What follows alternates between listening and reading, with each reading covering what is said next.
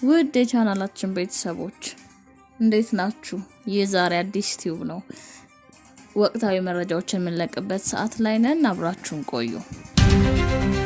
በትግራይ ክልል በደረሰ የመብረቅ አደጋ እናት አባትና ልጅን ጨምሮ 4 ሰዎች መሞታቸው ተሰማ። ጥቅምት 12 ቀን 2018 ዓ.ም በትግራይ ክልል በሰሜናዊው ምዕራብ ዞን በሚገኘው ዛና ወረዳ ከጣለ ከባድ ዝናብ ጋር በደረሰ የመብረቅ አደጋ ምክንያት 4 ሰዎች ህይወታቸው እንዳለፈ ተገለጸ። የዛና ወረዳ አስተዳዳሪ ሙላቴ ሀደጎ ለቢቢሲ እንደገለጹት በመብረቅ አደጋው ምክንያት ከሞቱት ሰዎች መካከል 3ቱ የአንድ ቤተሰብ አባላት ናቸው።